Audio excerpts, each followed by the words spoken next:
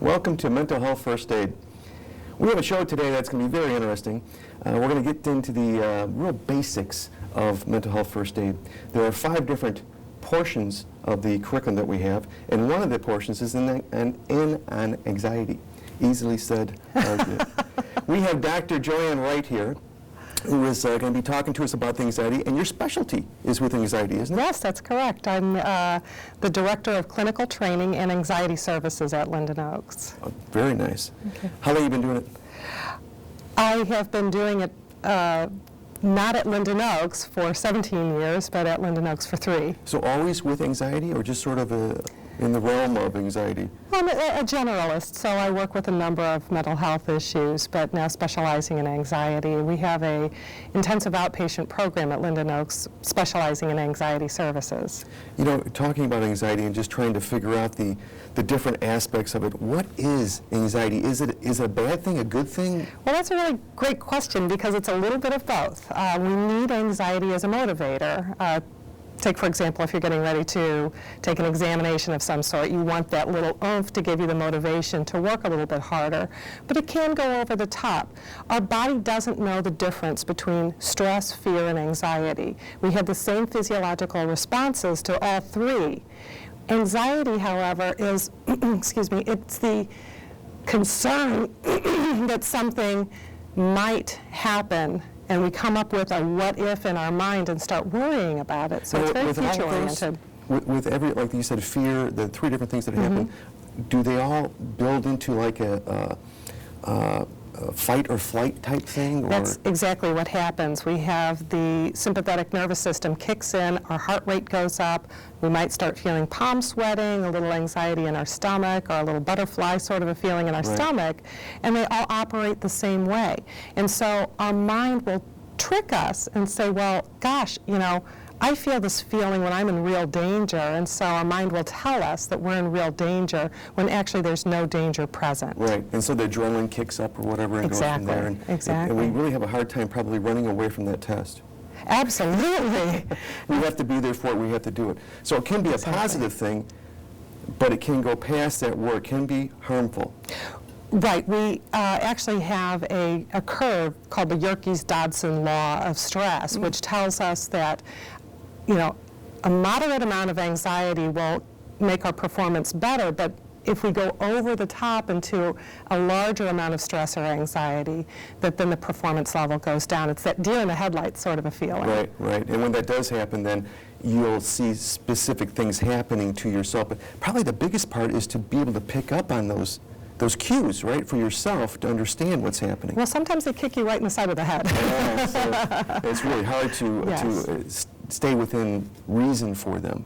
Right. So one of the things that we want to do treatment-wise is to help people differentiate between true fear when there's something that's dangerous in front of them, and anxiety, the what if something dangerous happens. Because what happens is people stop moving forward toward the things that are important to them. Right. They might decide to not take the exam, and then they flunk out of the class, and then they say, well, now I really don't want to go back to school because I might have this happen next time an exam comes out. Right, right. And so it really acts as a barrier for them to do things that are important to them. The destructive portion of it can get to the point where I guess there were 3 things we were talking about before with it. If it messes with your social life, with your personal relationships, or with your work. Right. Would that be the 3 things that we tie in? Right. And you can just say, you know, your overall functioning. If it gets in the way of some aspect of your functioning, so either work becomes too difficult for you, your social life becomes too difficult for you, your personal, intimate relationships become too difficult for you, that's when you really want to seek help. I know you were mentioning, we keep on saying about tests and stuff. I just graduated from NIU and Wabansi, thank you. And the test that you had to take and get ready for and prepare for, I had an incident happen where we were studying for this test, and I went on vacation then. When I came back from vacation, I had to do this test. You know, so you're taking these books on vacation, whatever, you're getting this stuff all done and finished. When I came back, took the test, and all the anxiety was really, it seemed to be even stronger at that point. I don't know why. Sometimes what people like to do with anxious thoughts is to try to forget about them. You know, they have a thought coming up saying, oh my gosh, what if I flunk this test? I'm not going to think about that. Right. But what we know is if we try to not think about something, we think about it twice as much. Right. If I ask you to think about a yellow truck, Mm-hmm. and then you get the image of the yellow truck in your mind, Yep, and then I it's say, there. stop thinking about it. You can't stop your mind from thinking about something once it's in your Right, mind. right. And so a lot of times people that are anxious say, I'm not going to think about that. Mm-hmm. And it really creates a higher level of You know, anxiety. at that point then, when I came back a week later and took the test after being relaxed and everything, but I think you're right, we kept thinking about it, took the test, on my way home, I've never had this happen before, but the bright lights were really bothering me. I ended up in the emergency room with migraines. Oh my gosh. I never had a migraine in my life. I never Wow. had headaches. Wow. And the doc was thinking it was from that tension, total relaxation, back to hardcore tension. yeah, that I did could it. see that. And I never had one since. It's just like, but do I have ever a feeling of empathy for people now, understanding what that is? Yeah. I mean, it just put me in a fetal position. Yeah, It was it's just terrible. dreadfully uncomfortable. Yeah. And that was probably some kind of anxiety that would built onto that and kept it going. Right, and so that's how panic can create, because it's that fear of that happening again. And so the next time you go to take a test, that might start coming up for you, where you say, oh my gosh, that was so uncomfortable. What if this happens again? Maybe I better drop out of school. Right. And that's when you start getting in trouble, when it gets Right. involved with your functioning. Or never ever take a vacation again. I don't want to do that. I want to keep doing that. But that would make perfect sense, that while you're on vacation, you wouldn't want to think about this test. Why would you want to think about a test while you're on vacation? So as the thoughts popped up in your mind, you probably said, ooh, don't think about that, Barry. I don't want to go there. And that would Very make sense. interesting with that. I mean, it's such a prolonged, and I've learned so much with this, but as you know, my past background being a police officer and not understanding this and getting a foundation built up now, and teaching so many of the classes of mental health first aid, learning so much from you and other instructors that came in and talked about it and discussed it, it really gave you an awakening and understanding of what's happening, not just with me, but with family members, with co-workers, with friends, and you have a better understanding of what they're going through, and maybe not to hit it head on with the issues they're having, but how to sort of help them in a roundabout way. Right. And some of the things for helping would be what? I mean, we talked about be able to relax, be able to notice there's an issue. I mean, but sometimes you say you can't. Well, one of the things that we like to help people with is accept the feeling of anxiety. Because, you know, a lot of times people say, I can't have that feeling. It's too uncomfortable. I'm not willing to have it. And it stops them in their tracks. And so if we get people to understand and recognize, you know, what's wrong with that feeling of anxiety? Maybe it's uncomfortable, but isn't it the same feeling that you feel sometimes when you're euphoric, or you go to the gym and you have a great workout? Right. It's a heart racing, it's, you know, perspiration. It's your mind telling you that these things are wrong, and there's something that you're not willing to have that actually increase the anxiety. Right, right.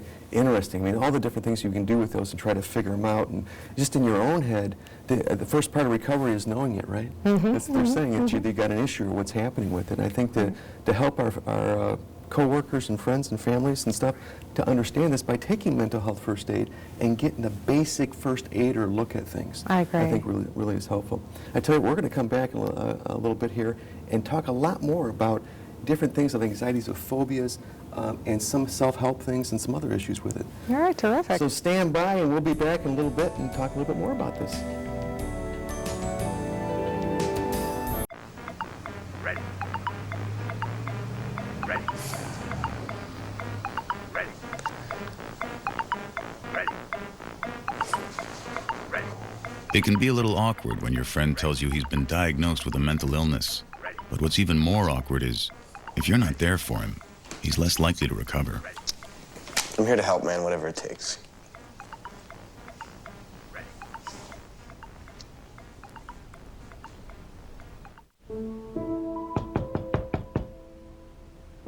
It begins innocently enough. You don't return a phone call. You break a date at the last minute. But in fact, it's the beginning of a pattern. And soon, your friend with mental illness realizes you're avoiding them. But what if you knew that your friendship was the key to their recovery? Would you still lock them out of your life?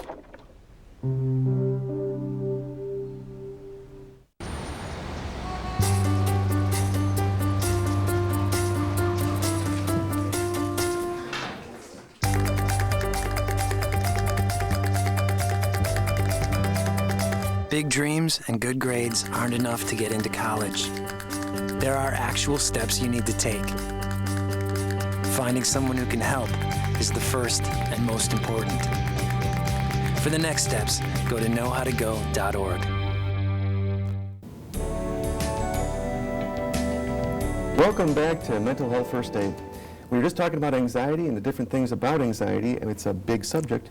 And we have Dr. Joann Wright here talking to us with that. And we were just talking about maybe some signs and symptoms a little bit. Right. What are some signs and symptoms of anxiety? What we were saying before is that it's kind of difficult to tease apart from fear or stress.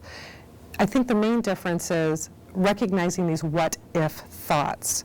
Anxiety is very future-oriented. It's interesting because depression is very past-oriented. It's lamenting or feeling guilty or shameful about things that have happened in the past. Anxiety is very future-oriented. And so it's what if something happens. So I could possibly feel anxious about what if, you know, I mess up here while I'm talking to you and I say something that I regret saying. And if I let my mind get away from that and follow that trail, then I'm out of this present moment. Is this something that could possibly be instilled as a child or whatever, how you were brought up? Oh, or? absolutely. There are, you know, a few different factors that could come into play. You might have a genetic predisposition to being anxious. There's a possibility that you have an environmental predisposition, and that is that you watched your parents be anxious. I remember one time I was in a restaurant restroom, and a mother was making her 4-year-old daughter wash her hands multiple times. I thought, wow, you know, that's OCD in the making. Right. She's really training her up for thinking that this is a necessary way of washing her hands. So there's some environmental factors, but regardless of whether you have a genetic predisposition or an environmental factor, really anxiety is thought-related and thought-based. We really sort of talk ourselves into it. And so some of the treatment of anxiety is having a greater present moment awareness. Because all of this sort of what-if stuff that's going on is really kind of smoke and mirrors. You're trying to predict the future. Oftentimes that trying to predict the future is trying to control the future. Well, if I can predict it, then I can have some control over it and I can problem solve before it happens. Right. And so, but you're really missing the only thing that's really happening in your life, and that is this present moment. Right. So, I mean, we were talking earlier with some other incidences with people. It could be something that, a trigger that set this up with. If a mother has 2 sons that leave the house at the same time, or something like that, and then they have anxiety of taking care of their kids, and now she doesn't have the control.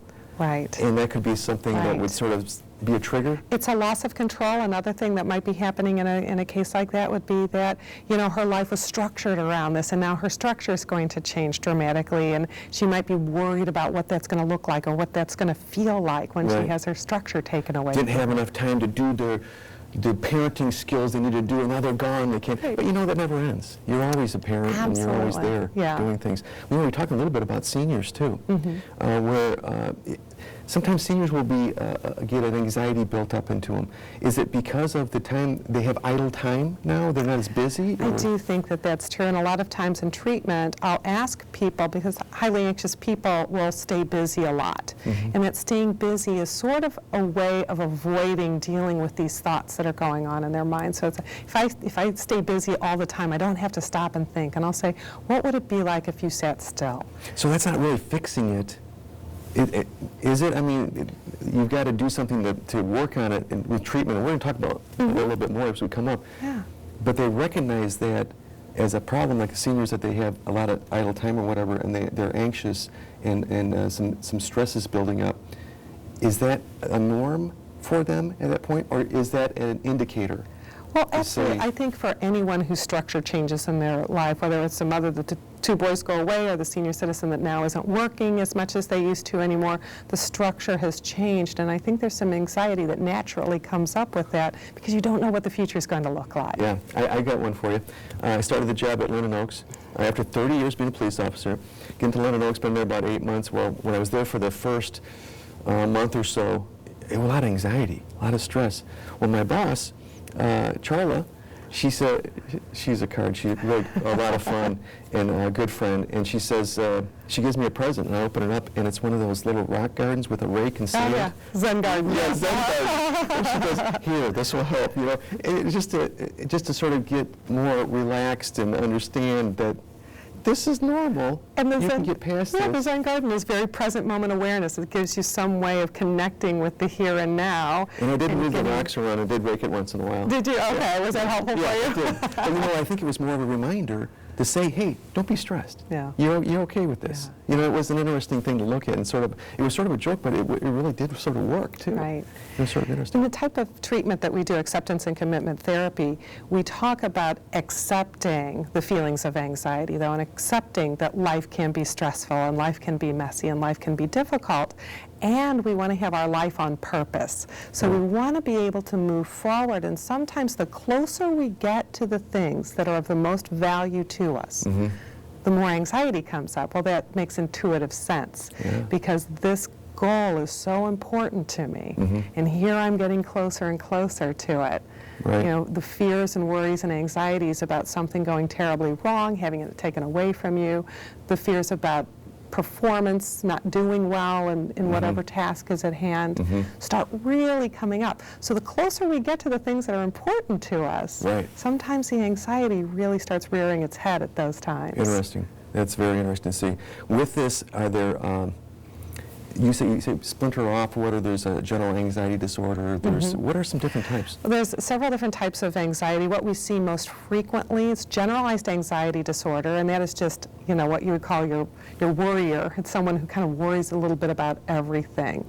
Panic disorder with and without agoraphobia. And panic disorder becomes this sort of dread that you might sort of lose your mind or go crazy. I mean, that's really the thought that goes through people's minds a lot.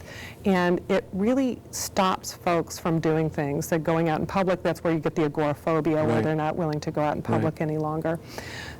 There are specific phobias, but they don't get treated as often as social phobia. Social phobia is one of the biggest anxiety disorders that we treat. We treat generalized anxiety disorder, social phobia, obsessive-compulsive disorder, because obsessive-compulsive disorder is probably the disorder that interferes with functioning more than any of them. With your work, with your social, with your family. And PTSD, post-traumatic stress disorder, is also another disorder that can really interfere with functioning. And that wouldn't necessarily have to be military-based, would it? No, You know, some people think that, well, a lot of, and yes, it could be military-based, but it also could be you're in an accident or It's something. trauma-based, yes, absolutely, where you thought that you might die, or a loved one did suddenly die, or you feared for their life. And what you know, what we can do about it, and how we can help, and what triggers your traumatic event may not be anything to me. Right. So each person is sort of wired differently of what matters. What's interesting about acceptance and commitment therapy is it deals with triggers very differently than some of the other forms of therapy. Very interesting. When we come back, let's talk more about the symptoms and how to help. There's self-help groups. There's lots of different ways to get some help, and we're going to talk about that when we come back. We'll be back in a minute. Thanks.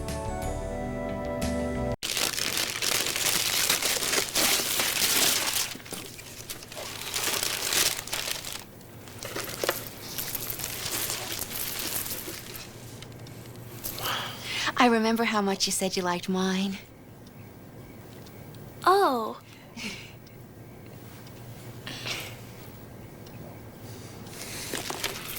You don't have to be perfect to be a perfect parent. There are thousands of teens in foster care who would love to put up with you. Everyone has friends.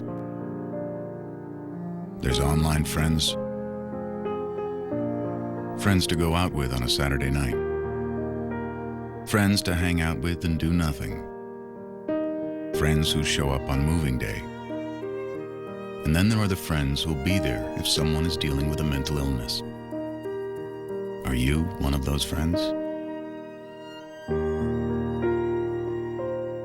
Whatever we deny or embrace, for worse or for better, we belong together. Underneath everything we are, underneath everything we do, we are all people, connected, interdependent, united. And when we reach out a hand to one, we can influence the condition of all. That's what it means to live united.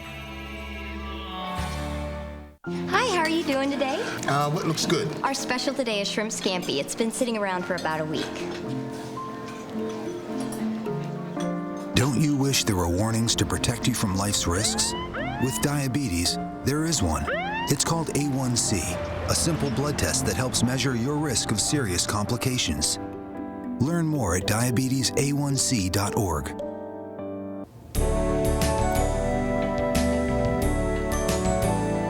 Welcome back to Mental Health First Aid. We're talking about anxiety, and we have a lot of interesting topics we're bringing up. And anxiety is one of our top ones. In fact, anxiety is one of the biggest mental health issues in the United States. And we have Dr. Joann Wright here talking about them. We were talking a little bit about phobias, and you were locking in some of the main ones, but there can be like spider phobia or height phobia or green chair phobia or whatever, right? It can be anything. You can have a phobia about anything. Typically, they have to do something with nature. And we don't tend to treat specific phobias in formal professional treatment very frequently because often it does not interfere with daily functioning. For example, I have a fear of alligators and crocodiles, but I can go to work and I have that fear. It doesn't really interfere. I don't love it when they come on television, but you know, it's something that really doesn't interfere. And so spider phobias, fear of heights. Now, if you're a window washer and developed a fear of heights, then you might need treatment. Right. Yeah, there'd be a problem with that. But it's just interesting because we hear so much about the different phobias, about different things happening with that, and where do they come from, what happens. We discussed that a little bit, you know. Yeah, I think something that's really interesting is acceptance and commitment therapy uses a theory of language called relation.